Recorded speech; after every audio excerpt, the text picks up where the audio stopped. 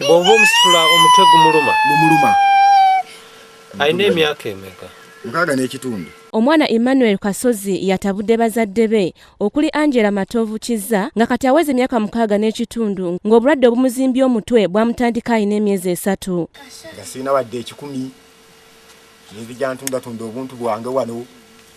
Bano batuuze ku kyalo Mpugwe ekiri mu ggombolola y'e Bukungwe mu Masaka. Semaka Kiza atubidde n'ebizibu by'omwana ono oluvannyuma lwa mukyala we okumunobako. Nange nga nkwata mwana nga muyingiza mu nnyumba kubanga omwana teyamunkwasa mu ngalo. Yamumuta wano mu mulyango n'obukuntabwe nga naye nkwata mwana nga muyingiza mu nnyumba. Nasuubira yaŋŋamba nti omwana yuno mukooyi ntobe n'omwana wange.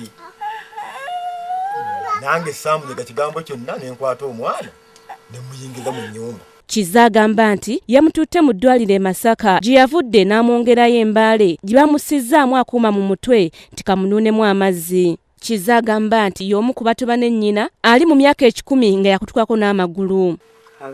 Oyina emyaka emeka? Ngimanyi. Agamba yazaalibwa ku mulembe gwa Dawudi Chwa.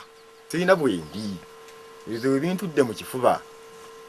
Ate nina maama wange gwendabirira yalemala amagulu. Nze muwa akamere, nze muwa buli kimu luku mazzi.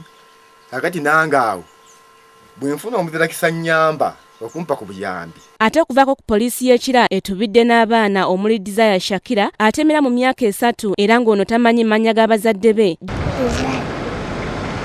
Mama yange.